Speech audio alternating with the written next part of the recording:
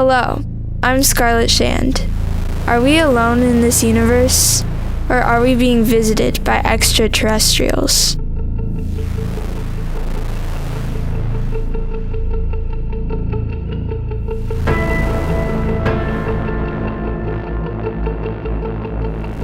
There's been reports going back 10,000 years ago in India of human records in prehistoric times of rock paintings depicting aliens and UFOs. In America, the first known sightings go all the way back to the Puritans in the 1600s. Since then, sightings of unidentified aerial phenomena increased, and the Project Blue Book investigation run by the United States Air Force beginning in 1947 had compiled more than 12,000 sightings and events alone before terminating in the late 60s. There have been mysteries full of alleged government cover-ups since the Roswell incident in New Mexico. Initially reported as the RAAF's recovery of a crashed flying saucer, later retracted to instead being the wreckage of a conventional weather balloon. However, several retired and former military insist what they discovered was not from this world. Present day. They're all going against the wind. The wind's 120 knots from the west. A rash of UFO sightings captured on military radar and cameras are released to the media with the help of investigative documentary filmmaker and ufologist Jeremy Corbell. For the first time, radar images recorded inside a Navy ship have confirmed the presence of several unknown objects that swarmed around the ship for hours. Filmmaker Jeremy Corbell released the Navy video weeks ago and says similar events were reported by 8 other Navy ships in the same area over 3 days. You heard the name Mr. Corbell there. You were name dropped. There he is. Let's bring in UFO documentary filmmaker Jeremy Corbell. Jeremy Corbell has a documentary out right now. Jeremy Corbell is an expert in this area. He's obtained several videos from the military that show things that we simply can't explain. The footage is corroborated by the Pentagon as genuine and unexplained, and hits every major news source from CNN to the front of the New York Times. What you're telling me is that UFOs, unidentified flying objects, are real. I'm not telling you that. The United States government is telling you that. May 17th, 2022. Pentagon officials testified at the first public UFO hearing in more than 50 years. U.S. Navy personnel recorded what appears to be triangles, some flashing, recorded several years ago, off the coast of the United States. Top U.S. military officials coming clean about what they know about UFOs, even showing this never-before-seen video, just declassified, showing an object with a reflective surface zooming right past the cockpit of an F-18. They say the number of genuine UFOs reported by pilots and service members has grown to over 400. Is our government hiding something? Join me as I uncover the UFO mystery with Jeremy Corbell.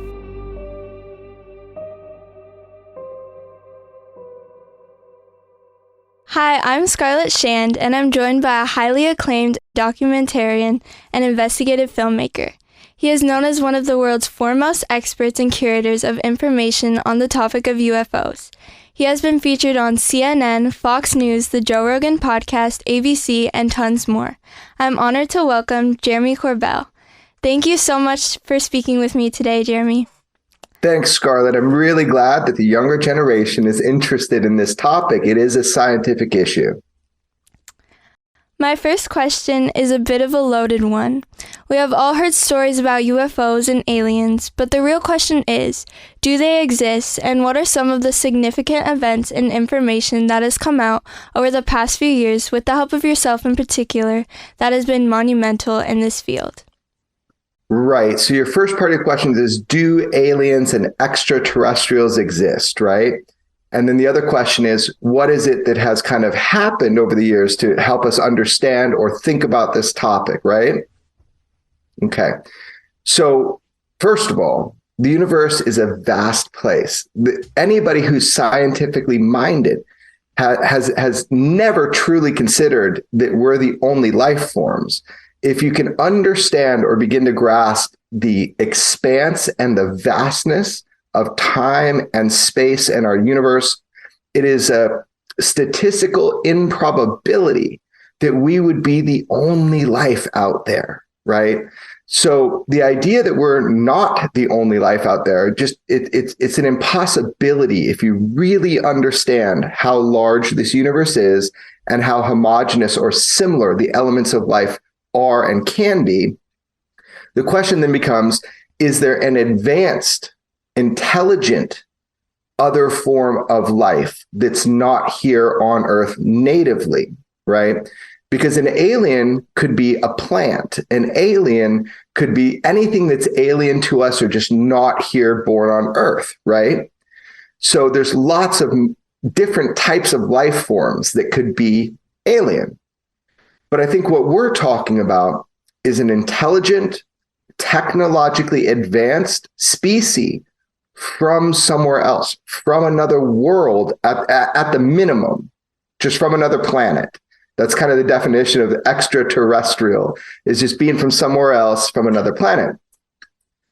So what we've learned over the last 100 or so years through our new scientific and technological advancements is we've learned that there are exoplanets. There are planets that orbit around other suns, other solar systems, and that there are so many, that there are just so many that could harbor life, that they likely do harbor life. And in fact, they've had time to develop. So I don't think the question is anymore, are aliens real or extraterrestrials real? I think we're all at the point where we understand it is not only probable, it would almost be impossible if not. The big question is, are they visiting here? And that's what's got everybody really thinking these days. Because the UFO mystery or the UFO puzzle has always been that humanity has seen, reported, and these days, modern days, filmed craft of unknown origin engaging humanity. So the question is not, do aliens exist, whatever you consider alien? The question is, are they coming here and from where? So over the last, I'd say, 50 years, the reporting has gotten so good and the photography and the videos are getting better and better and better. And our own Department of Defense, our own government has told us that there are craft not made here on Earth that are flying with impunity within our airspace. And it's a global phenomenon. It's not just here in the US. So I hope that answers your question, but the true answer is I don't know the answers to these things. I just know that without scientific exploration of these ideas, concepts, physical evidence, and craft that we're seeing, we're never going to get anywhere. So I hope that I weaponize your curiosity, which means that you get so excited about this that you're no longer just a participant that looks at this from the outside, but that you become actively involved in asking these questions scientifically as well as existentially, right? What it means to be human, what it means to be alive, what it means to be conscious. So I hope that answers your question a little bit. Yes, it does. One of the things that me and my friends have seen that went viral is the Tic Tac video captured by a U.S. Navy pilot. What can you tell us about that? Right. It's so cool that you've heard about that. So there was a man named Commander David Fravor, and he's one of the Top Gun pilots. I imagine like the movie Top Gun, right? He's one of these pilots that is just top of his class, just one of the best aviators that we have on planet Earth. And one time he was out over the sea off of the coast of California, and he saw a UFO. Not only did he see a UFO, but he chased a UFO, tried to engage it for the United States military. But it's not just the word of somebody. There's another guy named Commander Chad Underwood, who I also interviewed, and he filmed it. So the footage that you and your friends of your age have seen about the Tic Tac UFO, I know the people that chased it and filmed it. It was picked up on radar. This was a big event. So for the first time in kind of modern history, we have a UFO that's seen by one of the top fighter pilots in the world, filmed by another, and corroborated by our government. UFOs exist, they're real, and here's some evidence. So that's what the Tic Tac UFO story is about. But here's the deal. The reason why they call it a Tic Tac UFO, because we think of UFOs like saucers, right? I imagine your friends kind of think of flying saucers. Is that correct? Yeah, that's correct. Yeah, but this was shaped like a Tic Tac. That's why they called it a Tic Tac UFO, because it was shaped oblong. It was white. It had no what they call control surfaces. So like airplanes have wings, they have tails, they have exhaust that comes out of them. This UFO had none of that, which means from our standards of aviation and propulsion, this shouldn't exist. However, we now know that it does. So it has to make people interested. What did they see in the Tic Tac UFO incident? Was this craft from another planet, another dimension? Where was it from? Because it's certainly not ours or any other country that we know of. What are some of the footage and reports made by our own military that you find the most compelling and exciting? Well, to give you one answer, in 2019, off the coast of California, there was a series of sightings of UFOs that came over Navy warships. We're talking about 100 plus of these units, as I call them. Some people call them drones, whatever they are. These are unidentifieds that swarmed our Navy warships. That case is so important because I was able to obtain and release with my mentor in journalism, a man named George Knapp, who's an investigative reporter who broke the Area 51 story and the Bob Lazar story. We obtained and released footage from our Navy that show these things coming up to the ship and nobody knows where they're from. And they had flight characteristics that were from the eyewitnesses that were there. They could fly and move in ways that we could only imagine. So to me, that is one of the most important cases that I've ever heard of. And luckily, I was able to be a part of it by obtaining and releasing the footage. Because what we have is corroborative visual evidence. It's not just somebody saying it. It's not just somebody taking one photo of it. It's many different forms of footage of the same event. So that UFO series of events, I think, is one of the most important in modern day that we know of. That's really incredible.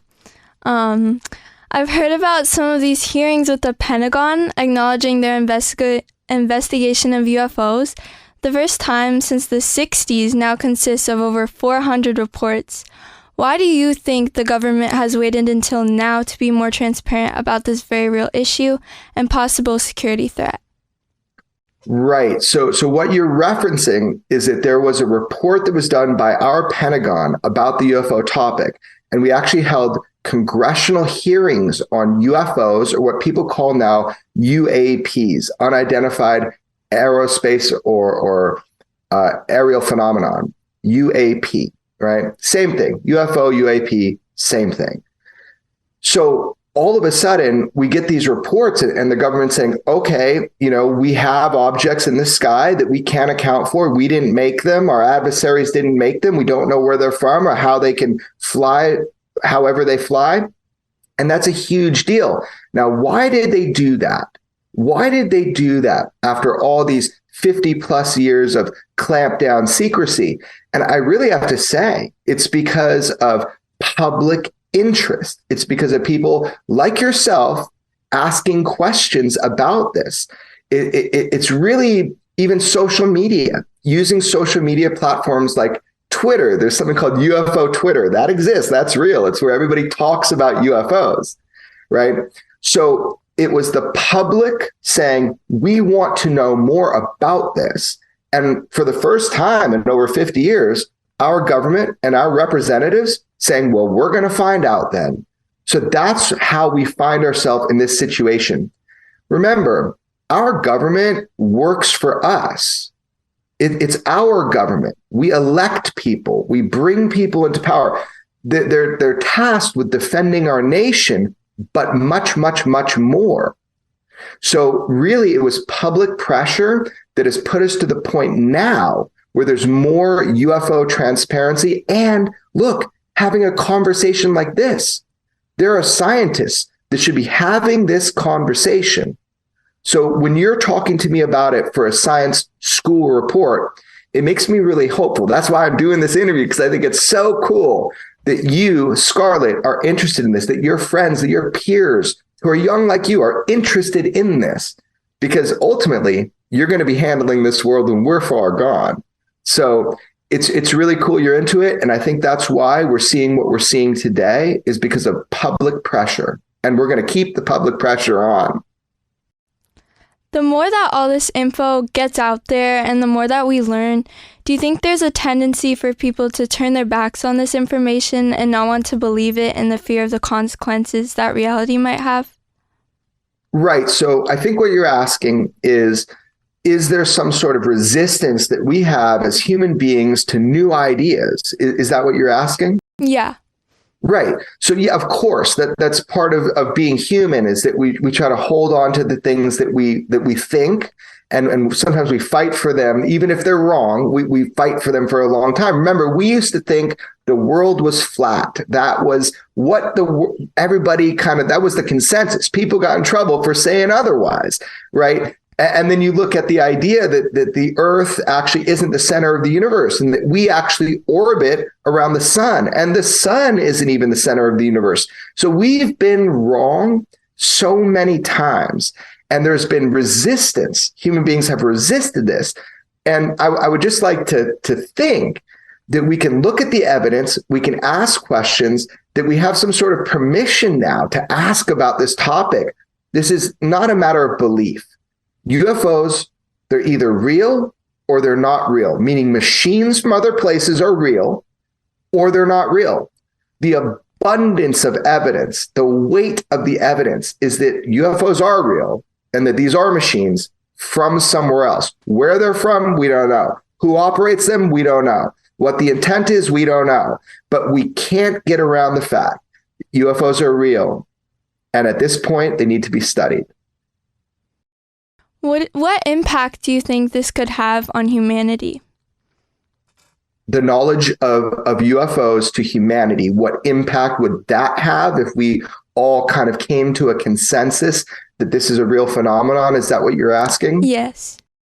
Yeah, I think it could be huge. It could be huge for many reasons.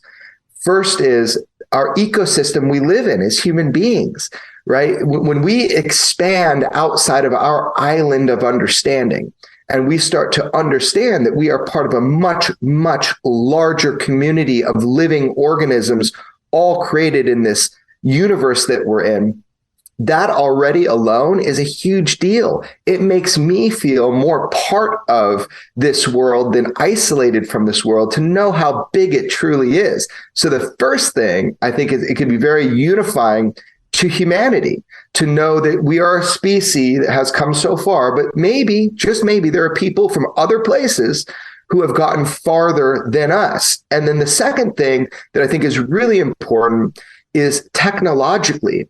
If we could harness the technology that is observed and filmed and reported for all of these decades, if not hundreds of years, if we could harness that, man, it could really help with humankind on how we treat our planet, how we use fuels, the technologies that we have. I mean, it's limitless how much advanced technology could help our planet if used for good. Speaking of studying that technology, I watched your amazing documentary on Bob Lazar. Could you give my viewers a few brief overview on his incredible story? My name's Bob Lazar. I'm known for working at a classified base and reverse engineered alien spacecraft. It went all over the world. He put Area 51 on the map. Can we ever be made whole if we're not believed? We can't verify what was going on in his background. I have no motivation to lie. The science and the technology can change us. We've always looked to the skies for answers instead of looking into ourselves. Well, what did you think about the movie Bob Lazar, Area 51, and Flying Saucers? What did you think about it, being a 13-year-old person on planet Earth?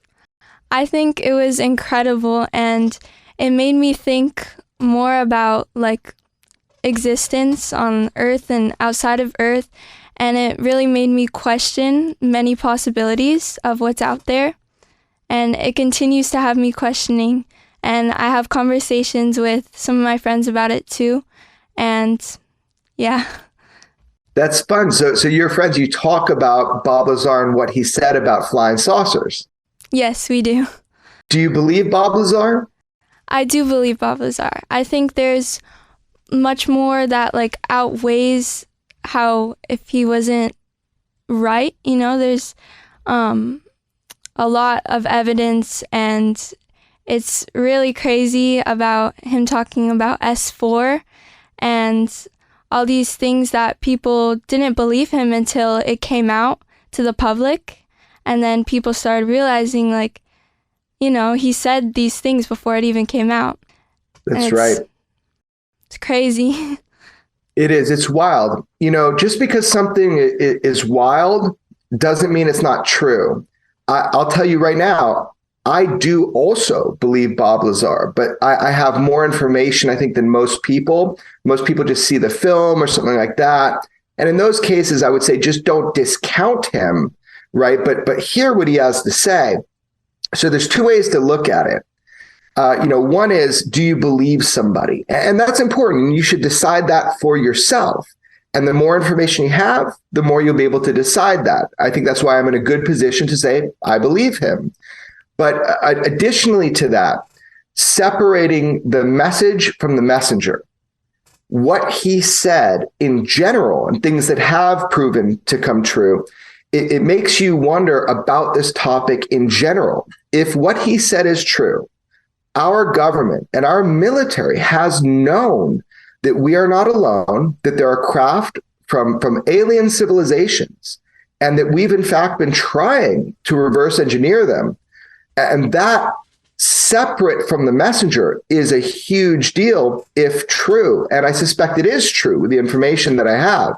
So for your audience, or whoever you're going to show this to in your class, what that movie is about, it's about a man who says that he worked for the United States military to try to back engineer or reverse engineer an alien propulsion system, a flying saucer, and how it generated power and how it flew. So this is what the Bob Lazar story is about. It's a famous story that when I was your age is when I first heard that story on the radio, right? And after all these years, I was able to make a film about it and show people who this guy is, who is Bob Lazar. And I think my movie, I just intended to show you who he was so people can't dismiss him based on these falsehoods of his character. They just look at it and hear what he has to say. So my recommendation to you and to your friends and anybody watching this, is don't discount somebody without having a full picture of the information. And I know it's really tempting, because if you don't want to believe something, it's really tempting. But I think that would be a big mistake. So that's the movie we're talking about, Bob Lazar, Area 51 and Flying Saucers. Obviously, I made it, so I'm going to recommend it. But I think what the movie did for you is what the story did for me. It made me decide that I wanted to find out for myself if this is true. And I'll just say it right now. I am convinced 100% that Bob Lazar is telling the truth and that everything he said is exactly how it happened. Yeah. So I'm a 13-year-old 8th grade student. What can we kids my age do to get involved to help spread awareness about this phenomenon and research so that it continues to progress and be taken seriously? Well, look, your generation is the next generation of scientists, of people in politics, of journalists, of ecologists, of astronomers, you will inherit this earth and you will inherit the UFO puzzle. So that's for sure. So what you can do now is what every single person can do now, which is don't be afraid to ask questions. Ask questions. Start exploring this. Look at it really clearly and try to understand this UFO problem from, both scientific standpoint as well as a geopolitical standpoint, as well as a personal standpoint. Don't close your eyes to something that's right in front of you. So really functionally, what you can do is go look out into the world, try to research, right? Try to understand, even look up into the sky. I mean, people, once they've had their own UFO experience, if they've seen one, you can't tell them they're not real because they've seen one. And there's a lot of people that are lucky enough to have seen something like this. So ask questions, be loud with your voice, and work through every channel you can, from science to political activism. Try to get people talking about it. That's the only way we're going to progress our understanding of this mystery and what UFOs are, if we can talk about it without ridicule and without stigma. So a lot of my life is dedicated to having conversations about this publicly so that we can reduce the stigma and we can have these real conversations. Whatever UFOs end up being, I'm happy to be a part of being able to talk about it publicly. Thank you so much for your time, Jeremy. It's been amazing talking with you. Where can people follow your work? Sure. I think I'm a little too easy to find. You can go to my website, which is extraordinarybeliefs.com. And then I have a bunch of social media. So everything from Instagram to Twitter, it's just at Jeremy Corbell. By the way, being 13 years old, what's your favorite form of social media for communicating these types of ideas? There's many different platforms that I like Instagram. I like keeping up with like videos and posts on Instagram. And yeah, that's probably because you can also, yeah, you can also check people's ideas like through the comments and see what they have to say about it. And it's kind of cool to see other people's ideas. That's right. So a couple things, that I want to say about that. So one is Instagram is great. And I use that the most in that on Instagram, I'll post a lot of these videos that I obtain and I release them through Instagram first. It's instantaneous, democratized social media and information and journalism. We can get stuff out to everybody immediately. And you're right. It's really cool to see what other people's thoughts are, what they have to say about this topic. I will say that the online communities, it's not face-to-face. So sometimes people can act differently than they normally would if you're face-to-face. And you just have to let that go, because praise and blame is all the same. People can say, I really like this that you did, or I don't like this, what you did. You need to do in your life what's in your heart and your mind and is right. And talking about this subject, it is something that is important and it is right. And so I just want to, forewarn that you can read everybody's comments, but don't take them to heart. It's the people that know you most. It's your dad, your mom, your friends, your family, and most importantly, how you feel you're living your life. But social media is a tool, and it's a way to express to the world what it is we're interested in. And I think it has a lot of potential when it comes to the UFO mystery. Thanks again, Jeremy. I really appreciate it. Thank you, Scarlett. I really appreciate it. I hope you do a great science report.